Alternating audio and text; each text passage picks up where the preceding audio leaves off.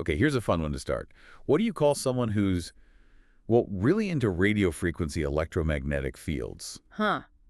According to one of our sources, you'd call them a radio freak. A radio freak. And that's exactly what this deep dive is all about today, isn't it? It is! Welcome, everyone. This is part of our ongoing project Plain Talk. And yeah, today's topic is specifically called Radio Freak. Right. And our mission really is to take all this information you've gathered for us and kind of make sense of it. We want to figure out what this RF-EMF radiation stuff actually is. Or it comes from. Exactly.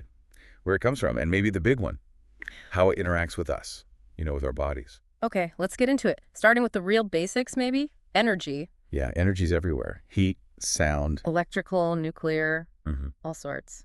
And radiation, well, that's just energy traveling away from whatever produced it. And we're zeroing in on electromagnetic radiation. All right.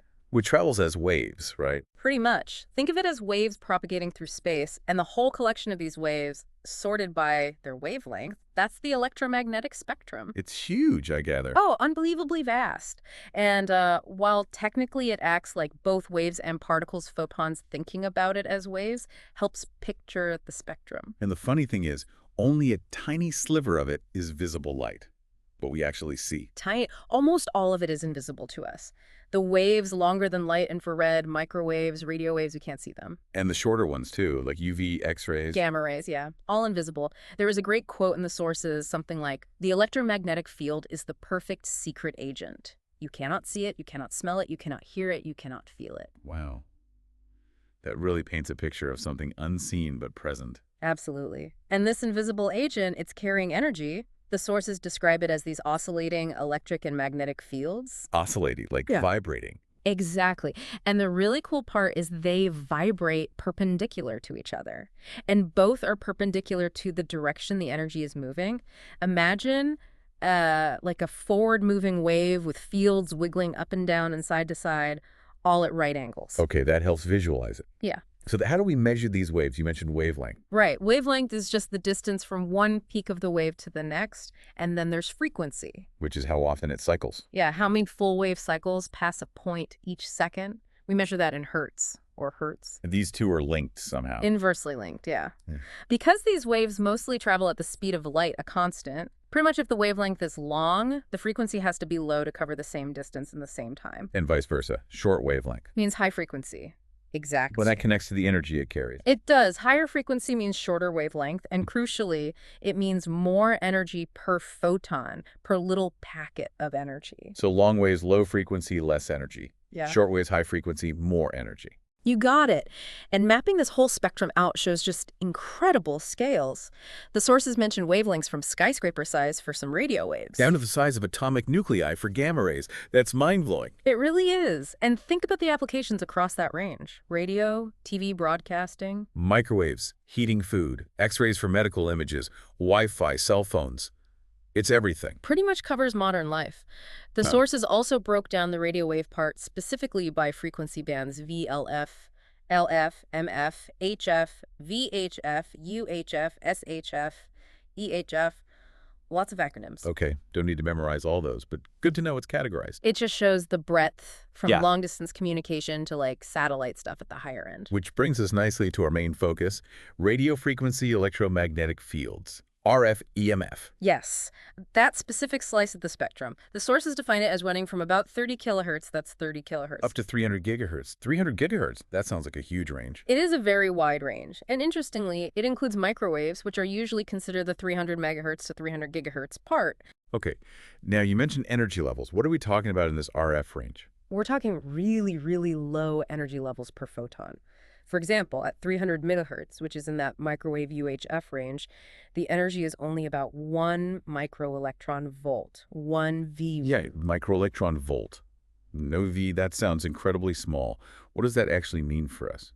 It is incredibly small. It's a unit physicists use for tiny energy shifts. But the key takeaway, the really important point from the sources, is this. Even way up at 300 gigahertz, the top end of RF, the photon energy is still only about 0.00012 electron volts. Okay, So still tiny compared to what? Compared to the energy needed to cause ionization, that's the crucial distinction we need to make. Ionizing versus non-ionizing radiation. Yes, this seems It's fun. absolutely fundamental. Yeah. Ionizing radiation, think X-rays, gamma rays, carries much higher energy, usually 5 or 10 electron volts or more. And that's enough energy to do what? Enough to actually knock electrons right out of atoms or molecules, to break chemical bonds. That's why it can directly damage DNA and tissues, potentially causing things like cancer or birth defects if the dose is high enough. But RF-EMF, along with visible light and infrared, falls into the non-ionizing category. Correct, because the energy per photon is just too low. The sources are clear. It doesn't have the punch to ionize atoms or break those strong chemical bonds directly. So what can it do then? It can make atoms and molecules vibrate or move to a higher energy state, what we call excitation. Think of it more like jiggling things around rather than breaking them apart. Okay, so less dangerous in that direct damage sense. But the sources said overexposure could still be a hazard. Yes, definitely. While it's non-ionizing, it's not entirely without effect. High levels of exposure can still cause harm. And remember, our bodies run on electricity, fundamentally. Nerve signals, brain activity. It's all bioelectrical. So it's plausible that external electromagnetic fields could influence those internal electrical processes somehow.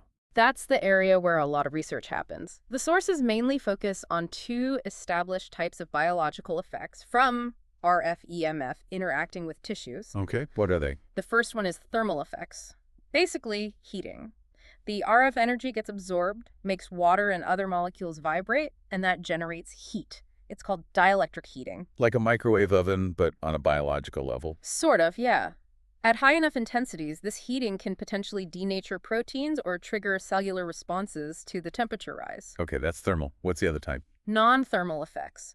Now, these are often more subtle and sometimes debated, but the sources mention effects potentially linked to localized temperature changes, even small ones, or perhaps direct field interactions that might alter things like enzyme kinetics or cell signaling without a significant overall temperature rise. Right. And the impact of either of these depends on a few key things. 3 main physical factors, according to the sources.